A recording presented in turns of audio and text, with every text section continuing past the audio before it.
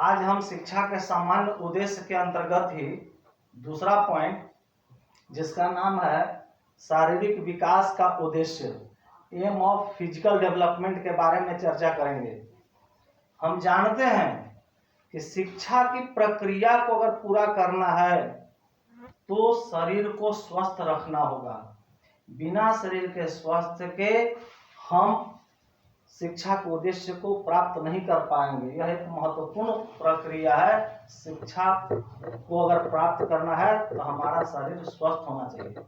अरस्तु ने कहा है, sound mind in A sound body. स्वस्थ शरीर में ही स्वस्थ मस्तिष्क का निवास होता है। तो अरस्तु किस महान कथन से हम समझ सकते हैं कि अरस्तु महोदय ने शारीरिक स्वास्थ्य को कितना महत्व प्रदान किया है। शारीरिक शिक्षा का जो विकास है, यह शिक्षा स्वयं नहीं करती है। शिक्षा का काम है शारीरिक विकास में सहयोग करना और शारीरिक विकास को व्यवहारिक रूप प्रदान करना। इस प्रकार से शिक्षा में शारीरिक विकास एक महत्वपूर्ण तत्व है। इसको इसी के बारे में ठीक ही कहा गया है। 1000 जो नियामत हैं वह सर्वश्रेष्ठ है एक स्वास्थ्य के। रेबेलस महोदय कहते हैं कि स्वास्थ्य के बिना जीवन नहीं है। उन्होंने कहा है रेबेलस महोदय ने कि स्वास्थ्य के बिना जीवन नहीं है। यह केवल स्फूर्तिहीनता एवं वेदना की दशा है, मृत्यु का प्रतिरूप है यह। वहीं पर एक और शिक्षा शास्त्री डॉक्टर जॉनसन महोदय कहते हैं कि स्वास्थ्य को बनाए रखना यह नैतिक एवं धार्मिक कर्तव्य है। स्वास्थ्य को बनाए रखना यह नैतिक एवं धार्मिक कर्तव्य है, क्योंकि स्वास्थ्य ही सभी प्रकार की प्राप्ति का, सभी प्रकार के सामाजिक गुणों का आधार है। अगर सभी प्रकार के सामाजिक गुण प्राप्त करना चाहते हैं तो उसका आधार आपका सिर्फ और सिर्फ स्वास्थ्य है। इस प्रकार स्वास्थ्य जीवन का एक महत्वपूर्ण अंग है। इसलिए शारीरिक विकास को, स्वास्थ्य को बनाए रखना यह भी शिक्षा का महत्वपूर्ण उद्देश्य है। अब हम इसके इम्पोर्टेंस को जानते हैं कि क्या इसका महत्व है। यह शिक्षा के आरंभिक अवस्था संबंधित है। पहला इसका महत्व है, यह शिक्षा के आरंभिक अवस्था संबंधित है। जब बच्चे शुरू में ही इसके महत्व को बताया जाना चाहिए। इसीलिए हमारे विद्यालयों में स्वास्थ्य शिक्षा नामक एक पुस्तिका भी रखा गया है, ताकि बच्चे उसके महत्व को समझें। दूसरा, यह अन्य सभी उद्देश्यों को प्राप्त करने का आधार है। यह अन्य सभी उद्देश्यों को प्राप्त करने का आधार है। तीसरा, स्वस्थ नागरिक ही जो है देश का, समाज का, परिवार के सम्मान का रक्षा कर सकता है। चौथा, यह मानव के मस्तिष्क को बलिष्ठ बनाता है। यह मानव के मस्तिष्क को बलिष्ठ बनाता है। पांचवा, शिक्षा की प्रक्रिया को अगर सुचारू रूप से संचालित करना है तब हमें शरीर को स्वस्थ रखना ही होगा। छठा, अगर अस्वस्थ व्यक्ति है तो वह समाज का कलंक होता है, वहीं स्वस्थ व्यक्ति है तो समाज के एक संरक्षक होता है, एक रक्षक होता है। सातवां, स्वस्थ मनुष्य ही इच्छा, साहस, आत्मविश्वास प्रकट कर सकता है। जो स्वस्थ मनुष्य है वही इच्छा, साहस, आत्मविश्वास उसी के अंदर हो सकता है। स्वस्थ शिक्षा को इसीलिए पाठ्यक्रम में स्थान दिया गया है। लेकिन शारीरिक विकास के उद्देश्य का हम लोग अंतर्गत महत्व को समझे, लेकिन ऐसा नहीं है कि सिर्फ शारीरिक विकास का सिर्फ महत्व ही है। इसकी क्रिटिसिज्म भी होती है, आलोचनाएं भी हैं। अब इसकी क्या आलोचना है इसको हम लोग समझेंगे। पहला, यह उद्देश्य साधन हो सकता है लेकिन साध्य नहीं। दूसरा, केवल इसी पर बल देना उचित नहीं है। केवल शारीरिक विकास पर बल देने से उचित नहीं है, हमको दूसरे विकास पर भी ध्यान रखना होगा। तीसरा, यह एकांगी विकास करता है, यह एक तरफा विकास करता है। चौथा, स्वस्थ व्यक्ति स्वयं पर तो घमंड करता है, और साथ ही दूसरा जब कमजोर व्यक्ति मिलता है उसके साथ वह गलत व्यवहार करता है।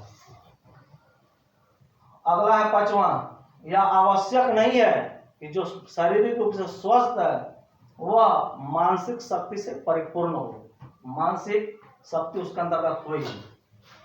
छठा, यह गलत रास्तों पर भी ले जाता है। हम लोग देखे हैं कि जो शारीरिक रूप से बलिष्ठ होते हैं वे जनरली इसका दुरुपयोग ही करते हैं, तो स्वभावतः इसका गलत रास्ते पर ले जा सकता है, क्योंकि इससे कमजोर लोग को परेशानी होते हुए भी देखा गया है। सातवां, केवल सैद्धांतिक रूप से इस पर बल देने से काम नहीं चलेगा, इसका व्यवहारिक रूप होना चाहिए कि हमें किस दिशा में उसे ले जाना है। आठवां, केवल इसका शिक्षा देने से काम नहीं चलने वाला है शारीरिक विकास का, क्योंकि भारत जैसे विशाल देश में पौष्टिक भोजन भी पहुंचाना एक महत्वपूर्ण कठिनाई है, इसलिए केवल इसको एक शिक्षण रूप में देखना सही नहीं है, साथ ही इसका हमें व्यवहारिक रूप भी देना होगा, हमें पौष्टिक भोजन पहुंचाना होगा, जो कि एक मुश्किल काम है भारत में, यह आसान नहीं है। इस प्रकार से हमने शारीरिक विकास के उद्देश्य के अंतर्गत उसके महत्व को देखा, आलोचना को देखा।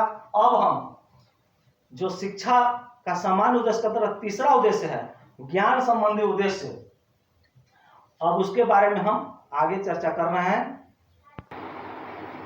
तो शिक्षा का जो सामान्य उद्देश्य है तीसरा, ज्ञान संबंधी उद्देश्य, हम ऐसा जानते हैं कि विद्वान व्यक्ति का सर्वत्र पूजा होता है, जो ज्ञानी नहीं है उसको महामूढ़ निपड़ कहा जाता है, उसका समाज में कोई इज्जत नहीं है। अब विद्या ही वह धन है जिसे न भाइयों में बांटा जा सकता है, न राजा उसे छीन सकता है, न चोर उसे चुरा सकता है। इसलिए विद्या सबसे बड़ा धन होता है, ज्ञान सबसे बड़ा धन है। इसलिए हर एक व्यक्ति को ज्ञानवान बनना चाहिए, तभी उसकी प्रतिष्ठा है। आज ज्ञान का उद्देश्य हो गया है कि विषय विभिन्न विषयों में पास करना, रट करके पास करना। ज्ञान को हम जानते हैं अलग अलग दृष्टिकोण से देखा जाता है। कोई प्राकृतिक चीज़ों के बारे में जानना चाहता है, कोई आध्यात्मिक और धार्मिक चीज़ों के बारे में जानना चाहता है, लेकिन ज्ञान सबके लिए अनिवार्य है, बिना इसके बिना वह शिक्षा के उद्देश्य को पूरा नहीं कर सकता है। इस संबंध में प्रसिद्ध शिक्षा शास्त्री महान दार्शनिक सुकरात कहते हैं कि जिस व्यक्ति को सच्चा ज्ञान है वह सद्गुणी के सिवाय और कोई नहीं हो सकता है। सुकरात ने कहा है कि जिस व्यक्ति को सच्चा ज्ञान है वह सद्गुणी के सिवाय और कोई नहीं हो सकता है। वहीं पर शेक्सपियर महोदय ने तो यहाँ तक कल्पना करके कहा है कि ज्ञान ही स्वर्ग तक की उड़ान में पंखों का आधार है। ज्ञान ही स्वर्ग तक की उड़ान में पंखों का आधार है। इसलिए ज्ञान कितना महत्वपूर्ण है हम यह सुकरात और शेक्सपियर महोदय के कथनों से समझ सकते हैं। ज्ञान का क्या महत्व है, चलिए हम इसके बारे में चर्चा करते उसके इम्पोर्टेंस को। तो यह ज्ञान ही जो है व्यक्ति के दृष्टिकोण में व्यापकता लाती है, विविधता लाती है। दूसरा, उसको प्राकृतिक ज्ञान प्राप्त हो जाता है। तीसरा है बालक की यह उन्नति का आधार है, यह सभी प्रकार के जो विकास हैं इस पर टिके हुए हैं। चौथा, अगर ज्ञान नहीं है तो वह कुएं के मेढक के समान है। पांचवा, जीवन को व्यवहारिकता रूप प्राप्त करने के लिए, व्यवहारिक बनने के लिए हमें ज्ञान चाहिए। छठा, अच्छा नागरिक ही जो होता है देश, समाज और सरकार की नीतियों को समझ सकता है, उसकी समस्याओं का ज्ञान प्राप्त कर सकता है। सातवां, ज्ञान तथा अनुभव अगर वो अर्जन किया है तब वह अपनी जीविका चला सकता है, जीवन में कमाई कर सकता है। आठवां, अगर भौगोलिक ज्ञान प्राप्त करना है तो हमें ज्ञान चाहिए ही, तभी हम विभिन्न क्षेत्र के लोगों के निवासियों के बारे में जान सकते हैं। नौवां, यह भाईचारा की भावना बढ़ाने का कार्य करता है, इसका पाठ पढ़ाता है।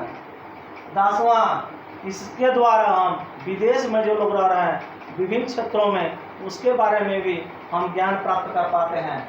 11वां, हम जानते हैं कि विद्वान सर्वत्र पूज्यते, विद्वान की सर्वत्र पूजा उसके विद्या के कारण है। जब उसके व्यवहारिक रूप प्राप्त कर पाता है जो समाज के लिए हितकर हो, कल्याणकारी हो, इस प्रकार से हमने ज्ञान के महत्व को देखा, लेकिन ऐसा नहीं कि सिर्फ महत्व है, इसकी क्रिटिसिज्म भी होती है, आलोचनाएं भी होती हैं। क्या आलोचना है, हम इस पर भी गौर करेंगे।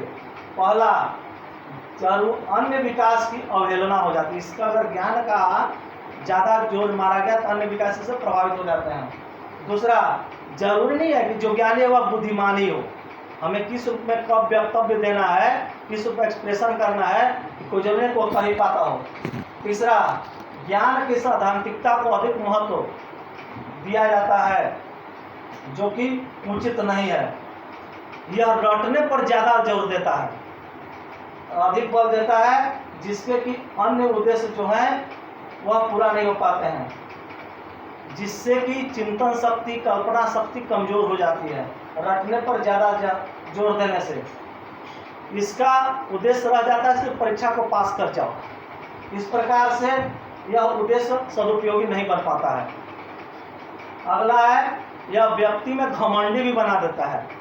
जो व्यक्ति ज्ञानवान हो जाता है घमंडी या अहंकारी भी जनरली देखा गया है, जो कि अशिक्षितों से घृणा करने लगता है। इस प्रकार से इसके अंदर बुराई भी हो जाती है। सातवां है, यह सामाजिक एवं व्यवहारिक शिक्षा नहीं प्रदान कर पाता। सिर्फ ज्ञान देने से सामाजिक शिक्षा, व्यवहारिक शिक्षा नहीं हो जाएगा, इसमें वह असफल है, सामाजिक और व्यवहारिक शिक्षा देने में। आठवां, समय के अनुसार जो परिवर्तन हो रहे हैं समसामयिक विश्व में, उसके अनुसार अगर यह परिवर्तन नहीं कर पाया, सिर्फ निश्चित पाठ्यक्रम के पीछे रह गया, तो इसका उद्देश्य पूरा नहीं है या सही नहीं है। वहीं पर रूसो महोदय ने कहा है, जीन जैक्स रूसो ने, कि ज्ञान तो अनंत है, कुछ अच्छे भी हैं कुछ बुरे भी हैं, लेकिन ज्ञान वही सच्चा है, वही सही है जो समाज के लिए, राष्ट्र के लिए उपयोगी है। इस प्रकार से ज्ञान हमें उस वही ग्रहण करना चाहिए जो समाज के लिए, राष्ट्र के लिए, स्वयं के लिए हितकारक हो। इस प्रकार से आज हमने शिक्षा के सामान्य उद्देश्य के अंतर्गत ज्ञान संबंधी उद्देश्य को ग्रहण किया। आज के लिए इतना ही।